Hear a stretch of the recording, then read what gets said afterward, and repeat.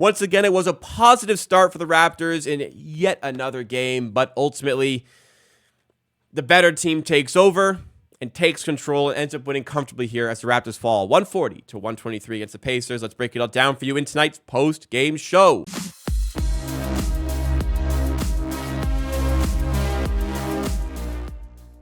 As a reminder, everybody, we do content like this. We're still doing it for Raptors games, but we do have tons of content coming in the offseason as well. If you guys enjoyed what you see from this one, you want more Raptors content, make sure you're subscribed to the channel. Also, drop a like if you enjoy along the way. Check out the main channel, Amateur Sports. From Wednesday, April 10th, 2:30 onwards, there'll be a video showcasing a Raptors double jersey giveaway that you can enter. So make sure you go over there to enter before the final game of the season on Sunday, April 14th. But what we're talking about today, again, the Raptors in this loss to the Indiana Pacers. It was a positive start by the Raptors. They came out flying. They've kind of shocked teams, I think, with their ability to start well in this recent stretch of games amidst the tank, which is really surprising because when they were like a good team with good players, their weakness was they started every game. Basically, every game they started down by 10 points. They just gave up a 10-point lead right away. These days, like, they're actually starting pretty well. They had a 10-point lead after the first quarter, but as the second quarter wore on, Indiana grew more and more into the game, and for a lot of the game, pretty much just outmathed the Raptors and end up coming through with the win. How the Indiana Pacers tend to play defense: they play man-to-man. They play one-on-one. They play straight up. They don't double much. They don't send help defense much. And they don't give up threes. And they shoot a lot of threes. And just trying, like, just straight up math. The threes are worth more than twos. They don't give up twos. They take a lot of threes. And that's worked to their advantage this season based on the fact that they don't have a very good defense, but at least a high-scoring games. They play with high pace. They hit threes. So, a game like today, they can put up 140 points, but to a very lowly Raptors team, they still give up 123. That being said, it's a 17-point game, and the Pacers comfortably do win this one. A lot of different sources contributed to this for the Pacers, but ultimately for the Raptors, I mean, just a pretty complete lack of talent overall. Gary Trent struggled to get going from the outside because the Pacers don't give up open threes, as did many players in the Raptors who combined for a 5 of 21 shooting night from three. Only took 21 threes, whereas the Pacers hit 16 of 45 from the outside. Good for 36%. But a lot of dead weight on this Raptors roster. But Kelly Olynyk drops 22 points, which is great to see. Gary Trent, 7 of 19, but 0 of 7 from three in this one, 16 points. RJ Barrett, 10 of 19, but 0 of 3 from three, 23 points. Still, great night from RJ Barrett, thriving in that man coverage, as I said. Man-to-man defense. Abaji with one of his tougher nights. Honestly, he's had a lot of these, but 0 of 6 from him. And Javon Freeman-Liberty, he had 14 points in the first quarter. Great start to the game. He had 2 points in the second quarter. He had 2 points in the third quarter. And he had 2 points in the fourth quarter for a 20-point performance from Freeman-Liberty. Bench minutes struggled. McDaniels kind of stunk.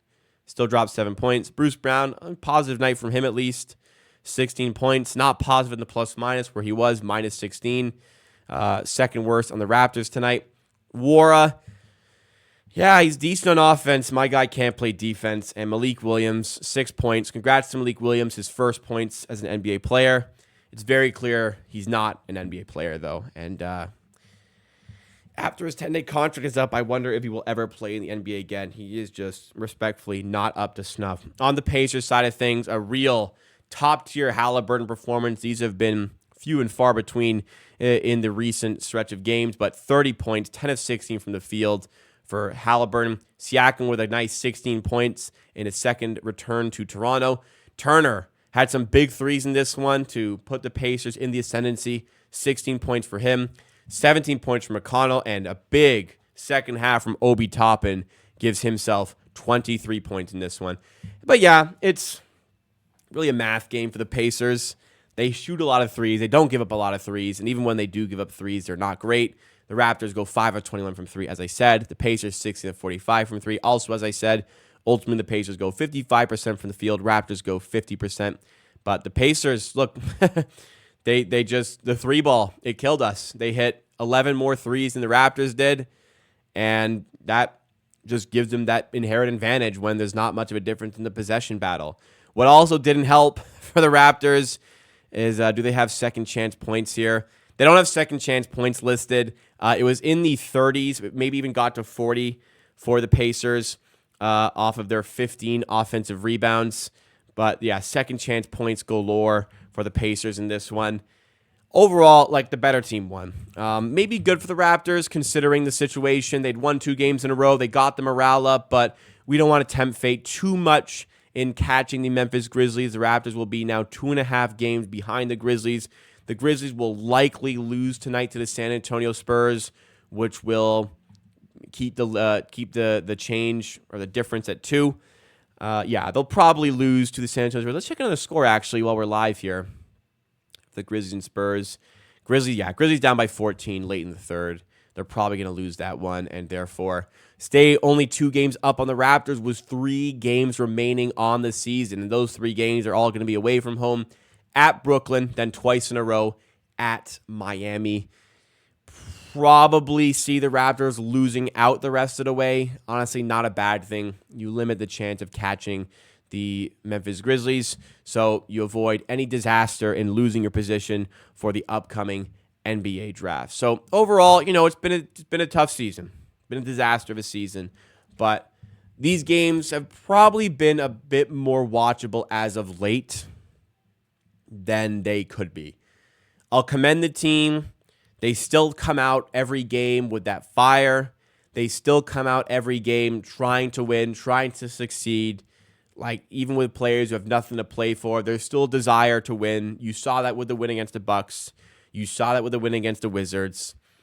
Coaching staff, I'll give them credit. They've done a good job in keeping morale high up enough that the guys actually care about suiting up on a night-to-night basis, at least most of the players within this team. Guys like R.J. Barrett, who have nothing to play for, still putting up an efficient 20-plus points per game. Kelly Olynyk, already signed an extension, still leaving it all out there, even though he's about to turn 33 years old. And, there's guys in this team fighting for their NBA lives, fighting for contracts next season, fighting to stay in the league for next season. So, all in all, I think it's good to see that they've maintained the fight. That being said, rough defense second half. Maybe, they get excited to start the game. That tapers off as the game goes on.